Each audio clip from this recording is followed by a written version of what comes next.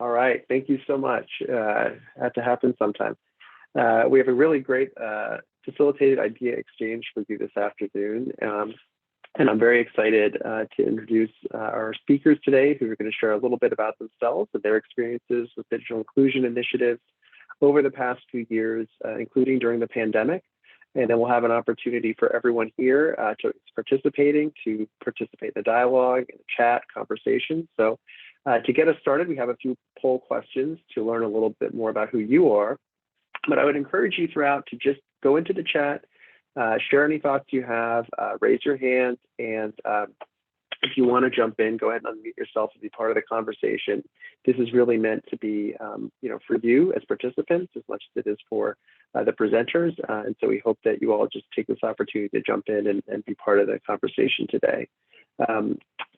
So we have three questions. One is, are you a ConnectHomeUSA community? The second is, if no, are you interested in joining? And then the third is, what type of organization are you affiliated with? And if your organization type isn't on here, such as, let's say, you are, a state agency or a city agency, you can just indicate who your key partner is. So if a PHA is your key partner, you can indicate that. Or if you're here, supporting a multifamily property, you can indicate that, similar with the tribe. So please take a moment and just give us your response to these questions. This will help us, just get a sense of the audience for the conversation today. And we've got a really intimate group here. So there should be enough time for everybody really to chime in. But I will ask that you just keep your comments, if possible, to 20 or 30 seconds at a time. That way, it'll be easy for others to respond, and then we'll have a chance for everybody to chime in as many times as they'd like by doing that. So, okay, great. We'll leave the question open for just another second. And it looks like we got about a 50-50 split. So half communities, half not. But of those who are not, that sounds like a lot of folks are interested, and then an equal number don't know. But this might be an opportunity to learn a little bit about sort of what some of the challenges are. So if you do want to join Connect Home, you do so, eyes wide open. Of course, understanding that we've evolved the program and it'll probably look different now than it did a few years ago. A lot of folks coming to us from PHAs, a few from multi-family properties and nonprofits and other federal agencies. So great. Got a great group here today. So before we jump in, I'm going to hand it over to my colleague, Dilar, who is going to introduce our speakers today, and then we're going to give our speakers a few minutes to introduce themselves and share a little bit about their experience before we jump right in.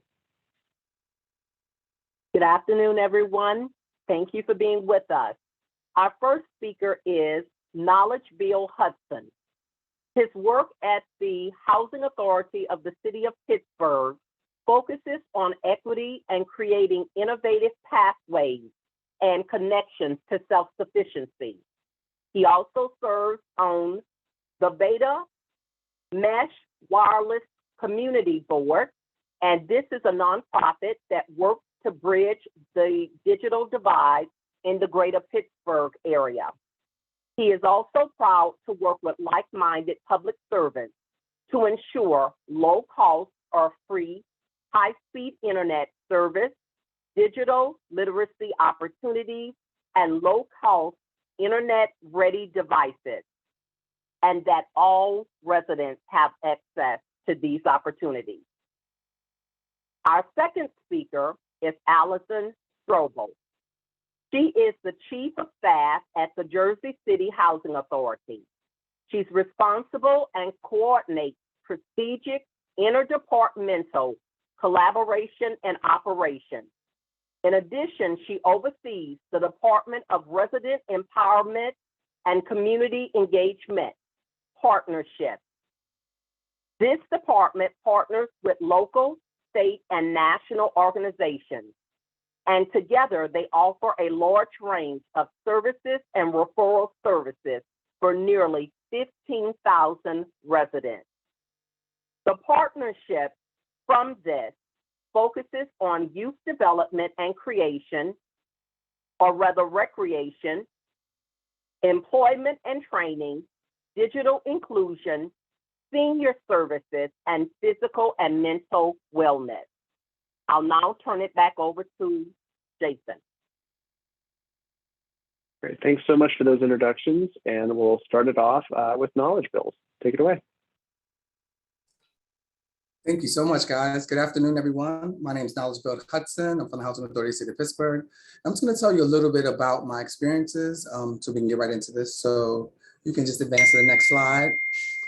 So if it's not for all of us, it's not for us. This is the big vision where we started with the mayor of Pittsburgh, Bill Peduto. So in 2017, the Housing Authority of the City of Pittsburgh became a part of a coalition under the Connect Home USA banner. We became a coalition mostly because of the mayor's staff who was doing this large week of innovation and inclusion. And it's funny because I'm like looking at myself here, sorry guys. Innovation and inclusion. And so what took place from that is that one of the participants came up with the idea that we should join Connect Homes. So he was a computer refurbisher and he knew all about it. So he connected with the mayor's office, who connected with us, and we joined. But the vision was that we would have a regional impact. So we joined with the Allegheny County Housing Authority as well, which was something that wasn't seen. So it started there if you can advance to the next slide. What I will say is that the goal was that we connected everybody. So from our work, we did a lot of work together for that first year, trying to develop our vision. Our goal was to connect all the residents, or my vision was to connect all the residents of the Housing Authority of the City of Pittsburgh and the mayor's staff, as well as staff in the Innovation and Performance Department in the City of Pittsburgh was there to help me. The Allegheny County Housing Authority had similar goals, but we were working together to help one another.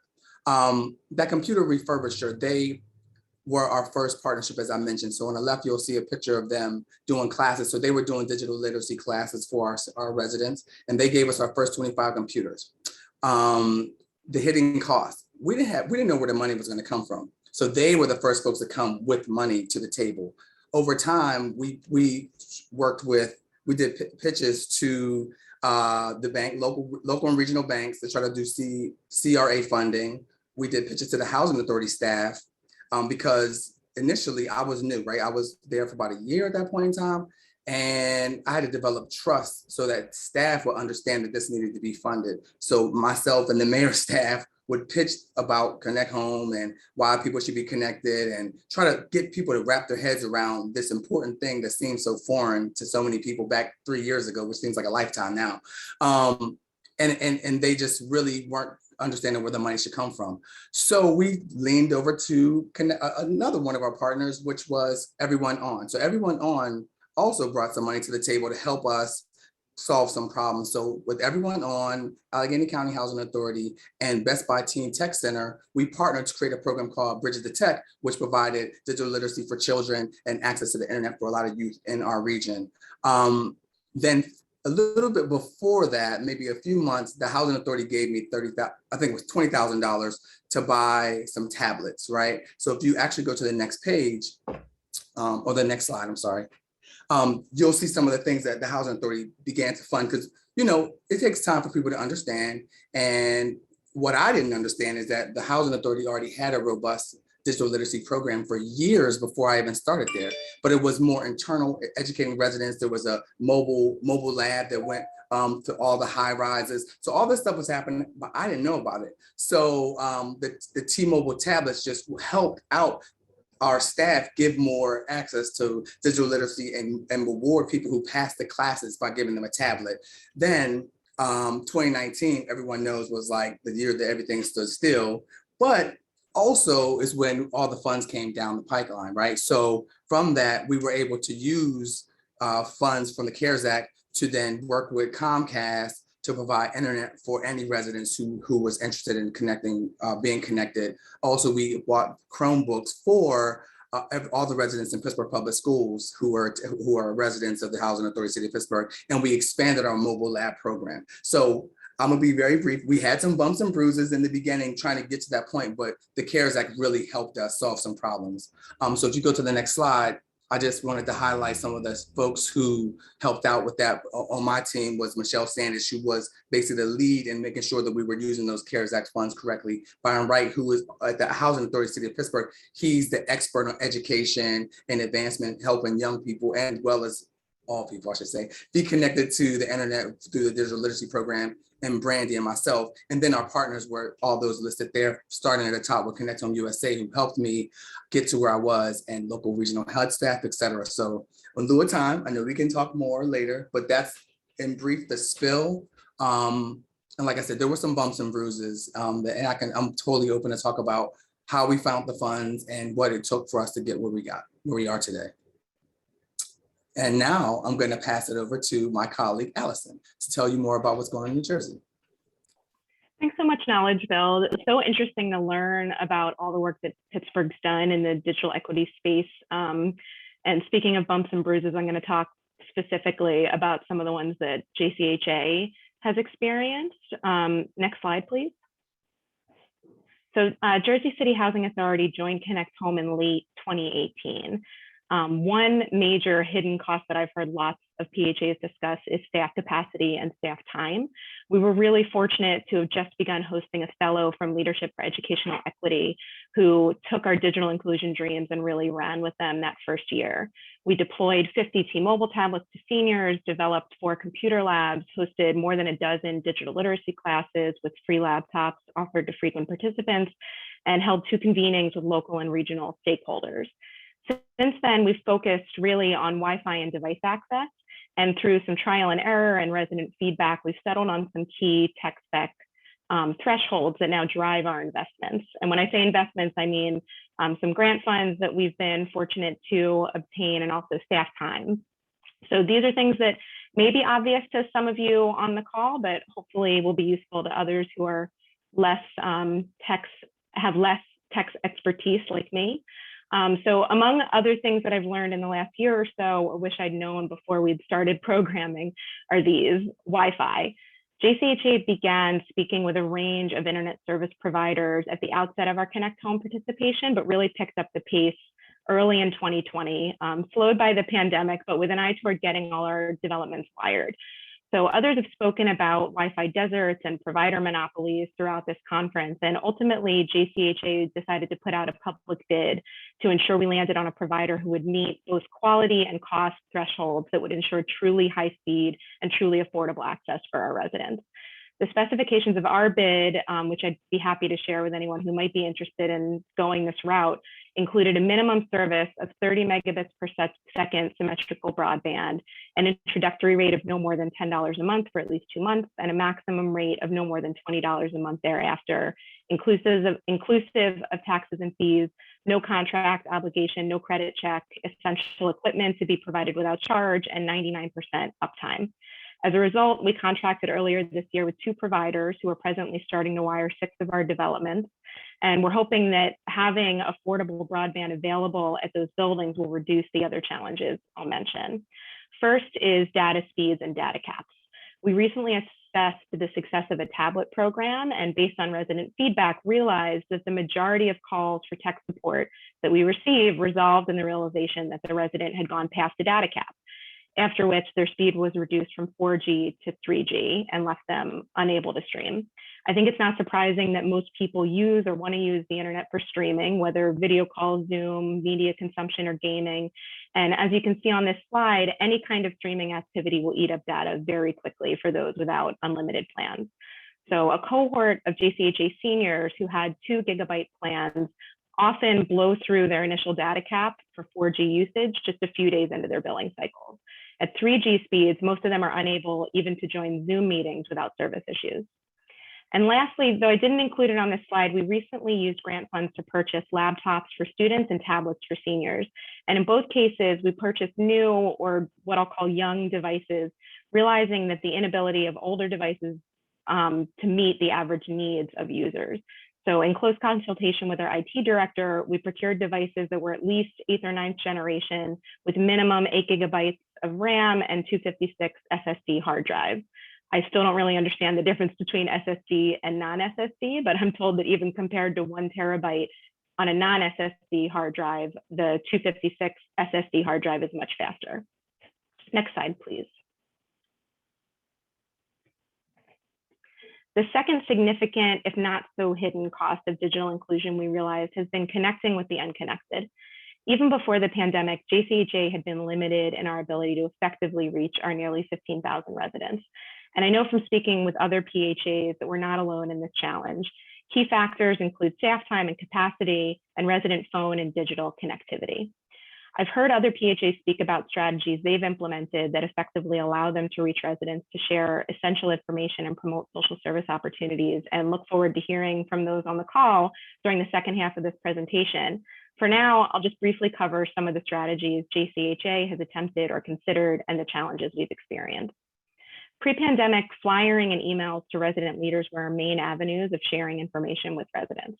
Flyering, of course, is time intensive, but we've found it reaches more residents, even more than the year into this pandemic, than our social media pages. Since the onset of the pandemic, we've begun to use robocalls regularly to relay COVID-related updates, share information about things like food distribution events, COVID testing and vaccination. On average, I'd say we have an active phone number for about 3/4 of our residents, and anywhere from a third to half of residents answer the robocalls when we put them out. About a quarter go to voicemail, and the rest just go into the void. So I'd love to hear from PHAs who've implemented mass texting. We've hesitated to test this, to take a step and try mass texting for fear of texting fees residents might be charged, or also challenges managing opt-outs. We have undertaken several initiatives to gather resident email addresses so that we can send out email blasts, but we've had only modest success. I'd say right now we have emails for just about 300 of our more than 7,000 households. We've also yet to explore software to allow residents to opt in or out of such communications. And finally, over the last year, we've attempted to conduct several surveys, accepting both online and hard copy responses, and sometimes deploying staff to collect them on the ground. We've used the surveys to gather resident email addresses and to promote our social media presence. We've done some giveaways associated with them, including one recently where we offered 7 Amazon Fire tablets as giveaway prizes, but even then the response rate was disappointing at around 200. So again, I look forward to hearing from others and learning about strategies and suggestions from other PHAs who've been able to create sustained resident engagement and effective modes of communication. Thank you again to everyone at HUD and everyone on for this excellent seminar and for having me today.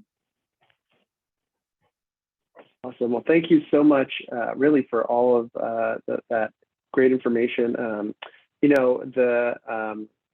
The truth is, this session is about the challenges, and so that can often sound very negative. But I think you all pointed to some solutions and also just the reality of doing this type of work, which is important for folks to keep in mind and to work through. So I'd love it if folks can actually start off in the chat just by sharing sort of your role, title, where you're from.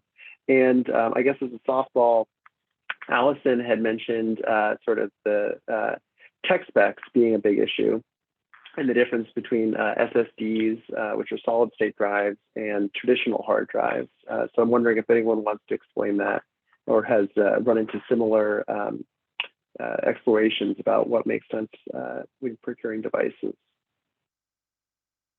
All right, we have KC Merchant. No moving parts makes data transfer faster. Yeah, absolutely. SSD storage, which is what powers cell phones, has no moving parts. So it's unlike old hard drives, which spun and clicked and made a lot of noise and would break if dropped. SSD drives are a lot more durable. So especially for Chromebooks, things like that for kids, that's really critical. But really for anybody, frankly. I'm glad to understand that now. I was sorry, Jason. I was just going to say I'm glad to understand that, and I'll just offer, especially to newer Connect Home PHAs or those who aren't Connect Home members yet but are interested in it, that not all donations are equal. And so knowing those tech specs will save you and your staff a lot of time trying to set up devices that ultimately are not going to work for computer labs or for residents. Yeah, and this is one of the things that oftentimes with devices can be kind of tricky is that it's hard to know what to focus on. So as you mentioned, Allison, that if you see 1 terabyte of storage, you might think, oh, well, that's 4 times what the SSD is, so that must be better, right? But very few people use that much storage, but the benefit of having a solid state drive is much greater, right? And I've heard from folks, but again, feel free to jump in, right? This is a conversation. Similarly, that oftentimes the cheapest laptops to produce have big screens, but they aren't necessarily high resolution. So a 15-inch screen could actually be less useful than a 13-inch screen if the resolution isn't as high. And so, it can be really important to make sure not to fall into those traps when you're procuring devices.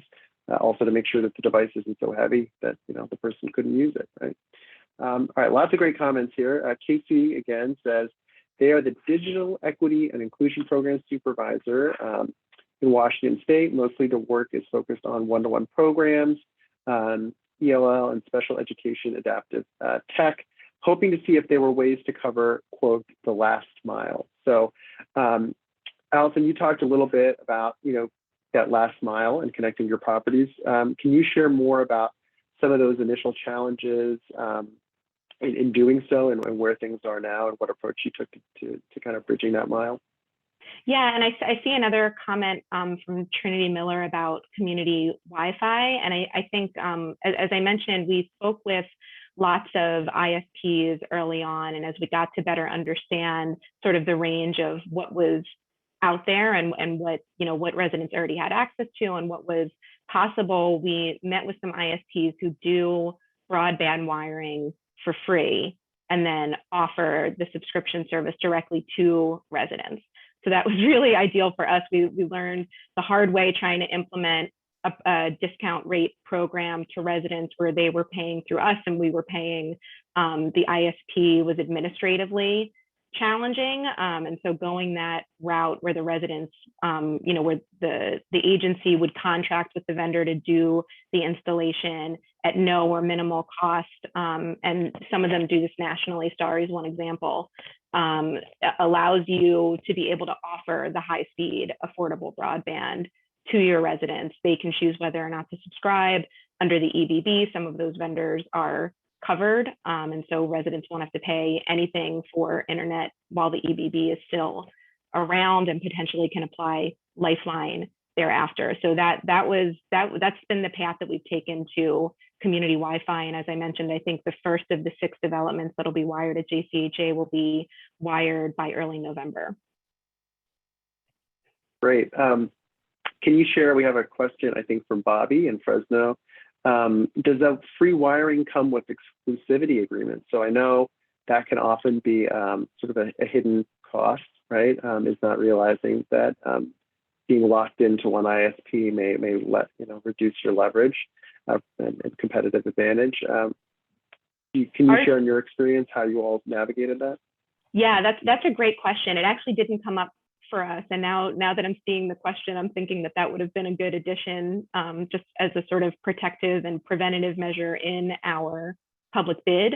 It didn't come up as an issue, and they're non-exclusive. We are sort of exclusively allowing those vendors to promote the service on site because there are not other high speed or affordable options in the area for our residents. And so that's a step that we've taken, but we have not closed off the opportunity for others to promote or for us to allow other ISPs in to promote their services to residents.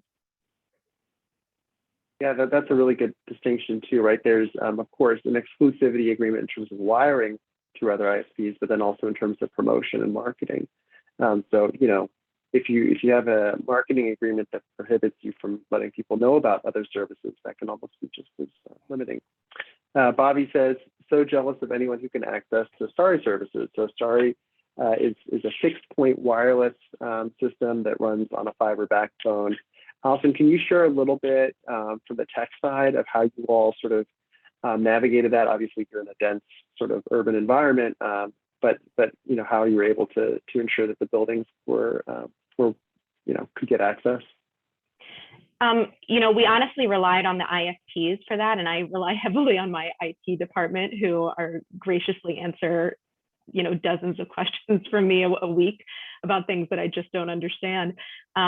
We allowed for ISPs who were interested in responding to the bid to go out and assess the buildings on the ground during the open period. So, they had assessed the building. Some of them some of the ISPs we'd been speaking to as we were developing the bid and deciding to go that route. And so they were already sort of familiar with the buildings. And because we're in a dense urban area and right across the Hudson River from New York, some of the providers who ultimately responded have just been growing their offerings into Jersey City and Hoboken and Hudson County across the river from New York. And so we're sort of already in the process of doing contracts with private developers across the river and on our side. And so we're poised and sort of ready to connect our buildings because they're nearby. So yes, we are very lucky. And I'm sorry, Bobby, that Starry's not out by you yet. Well, Allison, I know there's a lot of questions in the chat, so I'll come back to them in a second. And these are great. So feel free to keep asking, and also just to raise your hand or participate on camera. We encourage you to just ask your question verbally if you feel comfortable. But Allison, you just mentioned the advantage of, sort of being located next to a jurisdiction in New York, where you could leverage some of the connectivity that's there. Knowledge Build, you talked about some of the initial thought behind that in Pittsburgh and Allegheny County, and then ultimately moving away from that model. So obviously it's not a one-size-fits-all approach, but can you talk a little bit on the flip side, I guess, some of the challenges with trying to work across the city-county divide? Sure, yeah, I think that's the huge problem that we've had, because in the county, it is more rural. Their houses are farther away from each other and farther away from, the center of the city. And so I think also we have two different, we're MTW agency and the Allegheny County Housing Authority is not an MTW agency. So with MTW, we have a little bit more fungibility. We can take funds from over here and move it to be able to like programmatic funds to buy tablets and things like that. But it's still like they say in Miami, money is always a major issue. So we were still trying to find the funds. I thought in my mind, I thought if we collaborate to try to get funds, which is what we were trying to do, to go to local banks to do CRA funding. In previous summits, there's definitely always a large conversation around how to, engage with banks because they get credit for CRA credits for investing in digital infrastructure. The problem is that it's not sure. Too many people aren't sure. There's not enough proof that they can get the amount of points versus just doing a tax credit deal where they know they're going to get CRA credit points. But that didn't really work for us here in the city. And then eventually, I think our county housing authority, they decided to branch away from the coalition because in their mind, they can get funds for smaller projects from foundations, local foundations in Pittsburgh. It's a lot of local foundations that'll fund projects and fund, devices and things like that. And we worked with local foundations as well to expand our Wi-Fi, our Wi-Fi on Wheels program, as well as our mobile lab program. But I think unfortunately we didn't have that ability to do the mesh networking or to connect to someone that could actually wire our agency, which I would still want to do, right? Because one more thing I'll just mention, we were sort of saved by CARES Act. That's the money that we were able to use. So that helped us, but without the CARES Act funds, we would still be, piecemeal in it. Great. No, thank you for that. And I see a robust conversation in the chat. I'll just, hope that you all stick with us for this great conversation. But I will note, if you have colleagues that are part of the other facilitated idea exchange, that that is really focused on federal funding sources. And we're not really focusing this year on the Community Reinvestment Act as much, but that's because there are things like the Treasury Department's Capital Projects Fund, of course, the Emergency Broadband Benefit, all of the grants that NTIA has put out there, including the ones right now that are on the street for minority serving institutions, HBCUs, and tribal colleges and universities. And then for those who are in rural areas, the Department of Agriculture, their funds. So definitely, would encourage folks to take a look at those in addition to things like the CARES Act, which expires soon. But a lot of good questions in here. Let me start off with a comment from Holly in Phoenix. She's with the Housing Department. She said they have a grant for broadband infrastructure and wanted to look into paying ahead for Wi-Fi. do you have any advice for either the speakers or really anyone in the panel and the participants on whether or not paying ahead for residence Wi-Fi would be advisable? So, oh, sorry, Knowledge Build, were you gonna No, I respond? mean, I was just curious what you meant, like paying ahead, like paying as if it's like almost like they pay for water and gas, like a utility. Is that what she means? That's what I was, I mean, go ahead, you got it, Allison. Oh, I wonder looking at it, we had sort of the same thought at JCHA, and I mentioned that the ISPs that we're working with would do the infrastructure for free. We made a modest contribution to it, and it was our intent by putting in the bid request that we were going to make this level of contribution and then mandate the cost offset initially. So we asked for sort of $0 to $10 for the first 2+ months, was kind of how we tackled the idea of us paying for infrastructure but getting the residents Wi-Fi paid for, if that makes sense. So it sounds like you paid ahead for. Right, we put the money into the infrastructure, but had the conversation with the ISPs about, on the back end that they'd be offering free Wi-Fi or reduced cost on an already affordable rate at the outset. That's great. And yeah, amazing. Go ahead, Jason. I think Knowledge Build, to your point, our hope is that this does become classified as a utility, because clearly that is more and more essential for modern life. But until we get there, I'm curious, Holly, if you want to chime in with any follow-up, or if other folks have any thoughts on that. I know that Allison, you mentioned that you moved away from the model of trying to have the housing authority be the ISP, and obviously that's been beneficial for the emergency broadband benefit, because it means that residents can take advantage of that benefit, which is funneled through the ISPs. So I'm curious, Bobby, not to put you on the spot, but you had a couple good questions, comments. For folks who don't have a lot of ISP options, what are you considering? A few people mentioned in the chat, I think Casey and others, that if you're in a rural area, that connectivity cost, the last mile cost, if it's on a multifamily property, it's going, let's say to single family homes that are at a distance, that can be a real challenge. So I'm curious if folks have changed their approach based on COVID. Knowledge Build mentioned a lot of new funds coming because of the pandemic, of course, and the CARES Act. Just curious how folks are tackling this challenge.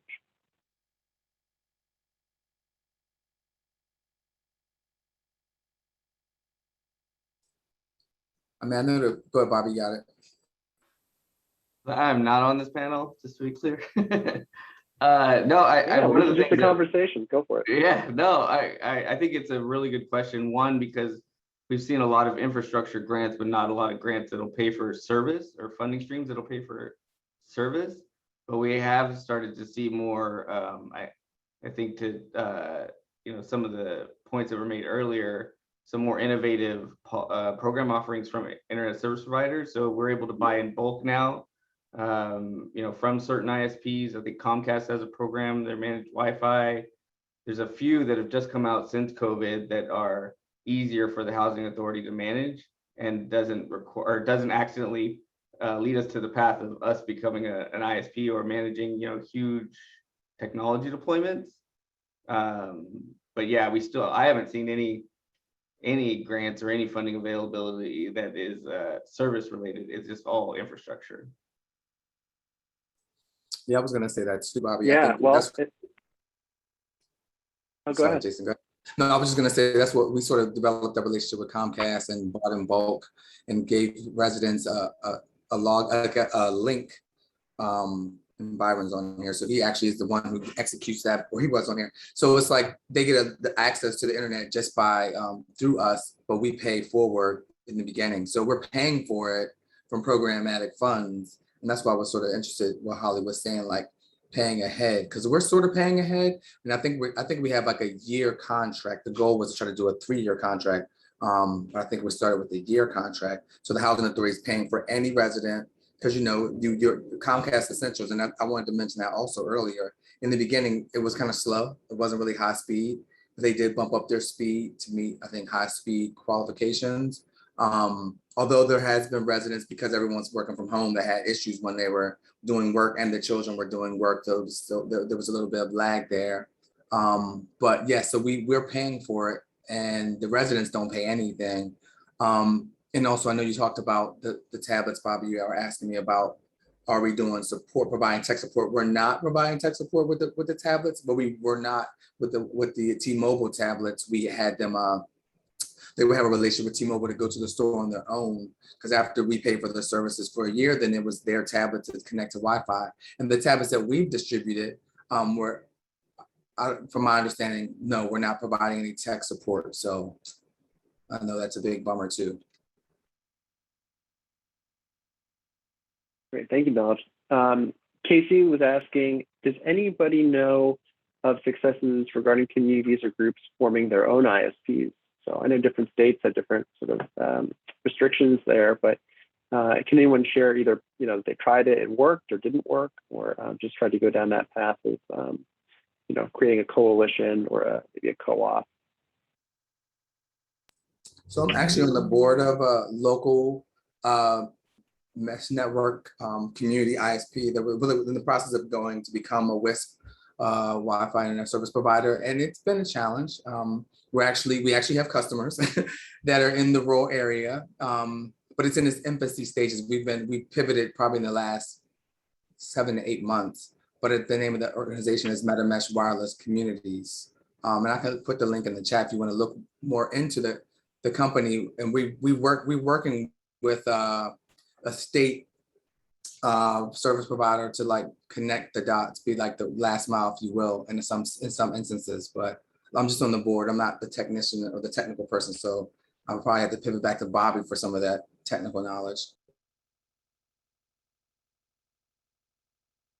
Yeah, no, that's great. I mean, do you know, in terms of that community internet, whether there's a foundation or a nonprofit or some organization, government entity even, that's covering the last mile cost there, or just in terms of the financing of it? So they work with definitely foundations who've helped, but also cities and communities that have come together. The university has played a heavy lift in putting up funds to help the agency as well. Carnegie Mellon University and University of Pitt, because it's basically like they're beaming the internet from one space to the next. So they've worked with the University of Pitt to have a tower on top of the building to be able to connect the Wi-Fi from, I forget the name of the company, who's the statewide ISP. But basically they've given us the internet for free, and we're giving it to residents for low to moderate costs. So, but it's really new. Before it was a different model, but now the company's taking a different approach. And Casey followed up with that, that Washington State recently just passed legislation allowing this to happen. So yeah, I think that's great news. Sounds like you all may want to connect. So, let me ask, because we're talking about just the challenges too, right? The hidden costs. And Allison, you highlighted, I'll actually see if I can go back here to the slide about connecting with residents. So there's sort of this presumption that if you build it, they will come. And it sounds like you've had some challenges, even after you put the work in to build it, reaching people, connecting with people. In yesterday's facilitated idea exchange, there was a really great conversation about the need and importance of trusted messengers, of digital ambassadors that are from the community to help get the word out. Casey just said in the chat, to be honest, nobody likes robocalls. Yeah, that might be true. But curious how other folks have addressed this challenge. If you've had similar problems, what have you done to sort of connect with the unconnected? Because certainly it's a chicken and egg problem, right? If people don't have the internet, how do you email them? How do you connect with them?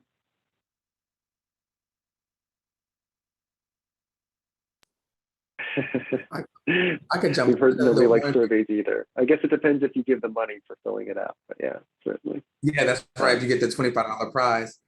We definitely did the $25 prize for the surveys, or $50 gift cards. But initially we were working with our facility services staff and resident services staff to do door knocking. to try to, and ultimately we have a computer staff, our colleague Byron Wright. So they have 2 computer labs and a mobile lab station. So they utilize that to attract attention, to talk to people. And after they go through the classes, we get their email address. And now we have accumulated a lot of emails, and we'll do mass emails and do word of mouth. We were doing flyers, like to talk about the digital literacy programs, mail. We put a little bit of blurbs at the end of the rent statements, because if you send anything else from the housing authority, people won't open it. So we found a way to put like little blurbs at the end of the rent statement so that they can know that there's opportunities, and we have digital signage in our communities so they can read about things like that. So those are some of the ways that we've chose to engage, but still it's such a challenge, and it's so time consuming. Well, I know we got a lot of Ross coordinators on the call, so I would love to hear if folks have had experience, just getting the word out about digital inclusion as part of your Ross efforts, whether you're focusing on digital inclusion or not. Holly again said, for senior residents who live all in the same area, that they put flyers on the doors for a coffee chat. People come down, get coffee, Zoom, and a snack. That's how we've obtained phone numbers and email addresses. Love that. I've heard a lot of folks using kind of coffee chats, even giving out like virtual gift cards, for your favorite coffee establishment. But yes, I've definitely heard that being a great strategy where you can actually help them, learn how to use Zoom so that you're there in person. Obviously tricky because of the pandemic, social distancing and all that. But I'm curious, have other folks used techniques like that to try and engage?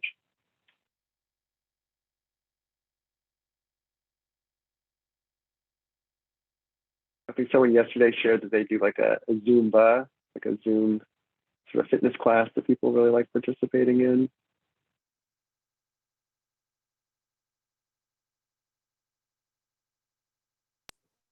I'm sorry, I'm not trying to dominate here. I was just going to jump in and say that the Allegheny County Housing Authority, one of the things they were doing is when they were giving away food during like food drops, they would like connect with residents during that time. So they had weekly food drops. And so when residents would come, they would talk about the digital literacy programs and digital, the classes, and how they can get connected to the internet and things like that.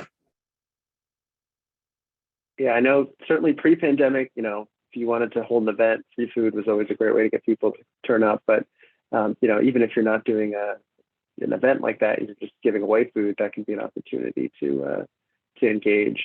Yesterday, I wish he was here with us today. Someone shared a great story from their experience sort of doing motivational interviewing with residents to see, what they wanted versus, what the agenda of the housing authority or the nonprofit or the partner in the city was. And, he shared his story of helping a senior resident connect to comics, that he was talking to this woman, and for her, comics were this way of sort of overcoming a lot of challenges in her youth. And so the ability to go to those online and revisit, some comic books from the 40s and 50s and still be able to access those was a real benefit of getting online. So that was a way of sort of, figuring out what people's internal motivations are. But obviously that also takes some time and conversation. Well, want to give the Ross coordinators a chance to think about that if they want to chime in. But I also want to highlight one of the other challenges, Allison, that you talked about is just that, the human resource challenge, right, of, the staffing. So how did you guys sort of handle the staffing approach, given all the other needs that you have right now with the pandemic, right? You might be organizing vaccination clinics, you might be doing a million other things. How do you ensure from a staff level that this, is able to be prioritized? It's been really hard, especially the last year. We went into the pandemic with 2 AmeriCorps Vistas who were fantastic, and those were funded through the city's Vista program, and we still have 2 positions funded, but haven't been able to fill them. We've got vacancies, and I know this is happening at PHAs and every kind of agency and workforce across the country and the world, but we've got staffing shortages, and we haven't been able to fill the Vista positions. So our team is the smallest that it's been in several years, and we're only sort of 5 or 6 people to begin with different designations. We were able to hire a digital inclusion coordinator. We've had that position for a year, and that's been a real benefit, but it's one person. You can only be in one place at a time, and that's why we've tried so hard to try to make email blasts and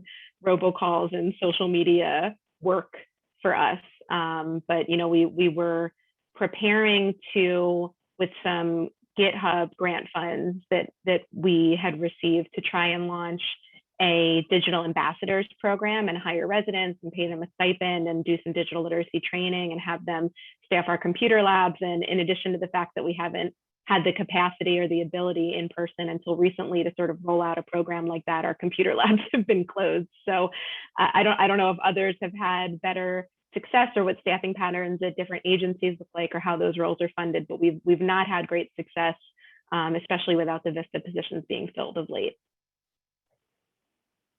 Yeah, that's a huge challenge. I see some folks, not to put anyone on the spot, from LA, and I know that we actually did some digital inclusion training there for the digital ambassadors, who are community health workers, but who are working on the social determinants of health, including digital inclusion. And so they've been getting the word out in the community. So I don't know if anyone from HACLA wants to share about that. I'll also just say Bobby has a comment here in the chat that, not to make the assumption that, that the training is just for residents, but it could also be for staff. And you wanted to know if folks know of any good trainings just to help staff get up to speed so they have the confidence, sort of a train the trainer approach to work with residents.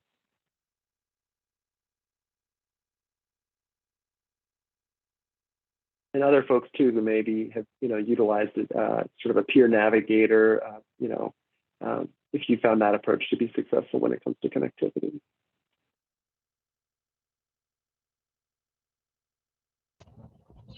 I don't know. I know as far as at our housing, at the Indianapolis Housing Agency, what we've actually done is we've kind of like connected with the program of our own selves, to where our maintenance people have also reached out to our clients and to our people that actually stay in our units, and we're training them how to look at different things on maintenance, meaning teaching them about getting a unit ready, teaching them about doing all type of different hardware stuff. So then they actually can eventually apply for a position there, but it also helps them to keep their environment or keep their area together. So, like the maintenance man that takes care of the outside.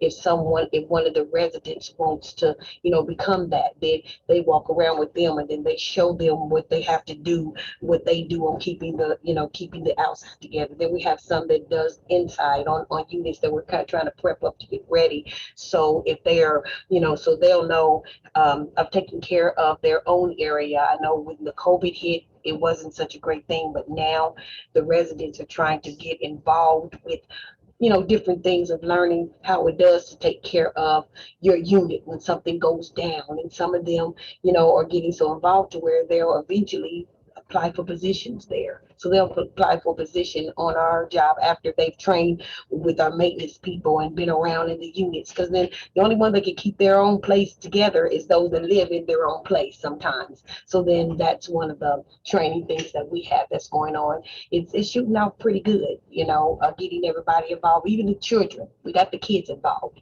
So we show them how to clean out, then they see some trash or something, they'll go pick up that trash, because this is where they actually stay, and then someone else moves in, they'll show another neighbor and he comes, so it's a very good one of their stepping stones that we were trying. So that's just one way we're trying to get over the whole pandemic and everything, and involving all of the residents.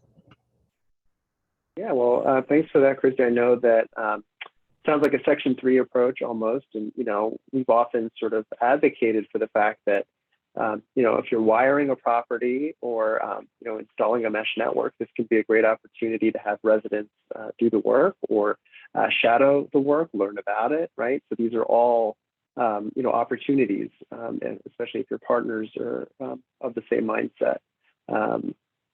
Comment in the chat from Lowry. They are a Ross coordinator and have been struggling in this area. They were training residents, but that became overwhelming. And then we reached out to students and that didn't pan out. So it sounds like they tried a two-gen approach. We are still figuring this out, but we haven't found the answer for this small housing authority. So curious, obviously it sounds like they're a pretty universal challenge and that you're trying different approaches. Yesterday folks shared that they can be different if you're working to try and engage seniors than with youth, and some school districts did distribution of hotspots and devices so youth maybe feel like they're already connected. So I'm curious why that youth student outreach plan didn't work out. What happened there? If you feel comfortable sharing, or if other folks want to weigh on their experience with trying like a two-gen approach to have children reach the rest of the family as advocates.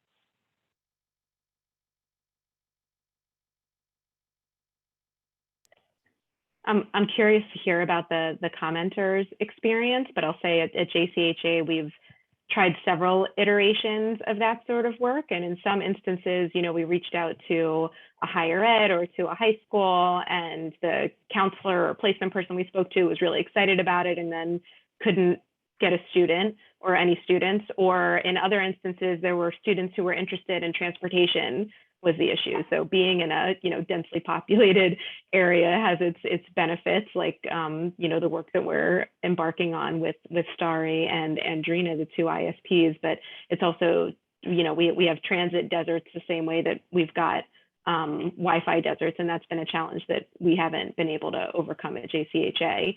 I will say that the two ISPs that are working on the broadband wiring of our properties do plan to train and hire residents on sort of a part-time basis to act as tech support and to learn the systems and to be on the ground on sort of an ongoing basis, like an on-site for the network, and to be able to work with them and learn from them. And we're linking them up with a nonprofit locally that does tech training and certifications for young adults. And so I'm hoping we might see some better engagement and like volunteer and stipend opportunities for residents and other local low-income residents of the city more broadly through those projects. That's great. Yeah, I know a lot of anchor institutions, universities, even hospitals will sort of see the value in training residents to be sort of on-site tech support because it reduces, their own costs, right? If someone misses an appointment because they have tech issues on like telehealth, right? That's a loss for the provider. Students can't show up to class. That's also a loss in terms of tuition and retention. So I think there can be a lot of value in working, and I'm so glad to hear about you working with your ISPs on those opportunities. Lowry shared they were college students and their semester ended. So obviously, the academic calendar can provide a challenge, especially if people are, as you mentioned, maybe, transportation is an issue. So where they're coming from campus to try and get to, where you are. Well, I know we only have about 5 minutes left, and there's been a lot of great conversation today and a lot of really honest sort of wrestling with issues that are part of a digital inclusion campaign. So I hope that this has been beneficial for participants to, maybe you've heard some things that have resonated from your own experience, maybe heard some ideas for possible solutions, but most of all, hopefully found some peers here in this group who you may want to connect with afterwards. So if you feel comfortable, please feel free to share your email in the chat. We all can connect with each other. And I do want to give both of our panelists just an opportunity to share sort of some of their key takeaways from their experience that they want to leave you with. Thanks you all for sharing that in the chat. And then we'll also just give folks a minute if they want to share any last questions or experiences for anyone here who's participating, right? It's not on the panel. But, I'll leave it up to you all. Allison, Knowledge Build, who wants to go first? First, I'm joined by my son here, who just had to be a part of this, wants to be connected to. But I wanted to just say to everyone to be vigilant and don't give up, right? I think that it took me us 3 years to get where we are, and it's taken teamwork. So the one organization that I didn't mention is NDIA, the National Digital Inclusion Alliance, they've been very helpful with educating myself and my colleagues about how to find funds and what's working at other PHAs and other agencies throughout the country. And one more point, I think there's billions of dollars from what I'm hearing coming down the pike that could be utilized for digital infrastructure and for connectivity. So joining communities would help you learn how to get connected to those funds too. So I hope that helps. And I'll put my email in the chat because I would love to learn more from you all and see how we can work together to connect more people to the internet. Awesome, thank you. Definitely, you win some cuteness points there for your cameo on camera. And Casey shared that it is Digital Inclusion Week, which is not an accident. We actually timed this to line up with that. So great shout out there to NDIA, doing a lot of work to advocate for communities. I want to see, while we just have another minute here, Allison, if you want to share any thoughts that you have. Yeah, I think just adding to what Knowledge Build said, and in terms of partnerships, that the Connect Home community is really an invaluable resource. I see lots of names of folks on here that listening in right now who I've connected with over the last couple of years, and I think there are no better brains to pick. And so my email address is in the chat. I'm happy to connect with anyone and discuss, all things digital inclusion. I think it's the learning curve is challenging. I've spoken to, we received mentorship at JCHA from other PHAs when we were getting started, and we try to return that good knowledge and support into the community. So, the sessions throughout the year are great. The summit's been great, and just stay creative and keep asking questions. Bug your IT directors. Great thoughts. And I want to say, to both of you that we really appreciate your candor in sharing your challenges today. It probably makes it seem to other folks who may not know you as well that your programs aren't successful, but in fact, we selected you to be here today because, we've been able to watch your programs grow over the years, and are just happy to be able to share not just your successes, but also some of the strategies that you're using and just, some of the ongoing things that you're working to figure out, and have no doubt that you'll be able to continue to work to address those. Having gone to actually the Jersey City convening, I thought you all had a great model for folks who are just trying to think through how to do a convening, both, pre-pandemic and now in this virtual environment. Knowledge Build's presented for us and been part of our summits, for several years, and I think can speak to maybe some of the lessons learned that we've learned at Connect Home as the program has evolved and grown. And as you mentioned, we'll continue to evolve and grow, particularly as more different types of funding opportunities become available if those pass Congress. So this is just sort of a snapshot in time of where we are now, but I hope that this facilitated idea exchange was helpful. And again, want to thank both of our presenters and panelists just for sharing their experiences openly and honestly. Thank my colleague, Drelar from HUD, who's part of the Connect Home team and the central part from the Office of Field Policy and Management. And also, of course, all of you for joining us and sharing your experiences and asking some great questions and being part of the summit. So tomorrow is our closing day. We hope you'll come back and join us for our sessions tomorrow. And we'll also be celebrating the experiences of our Connect Home communities tomorrow afternoon. So in a very special session, we hope you would join us then. And finally, I'll say you should have received an email today with a survey that would have come from everyone on, Kurt, CHUSA, and everyone on. And that survey is going to help to inform the future of Connect Home, and a session that we're inviting you all to join us as Connect Home communities later on this month at the end of October. So please do be on the lookout for that and share your experiences, thoughts, and feedback with us.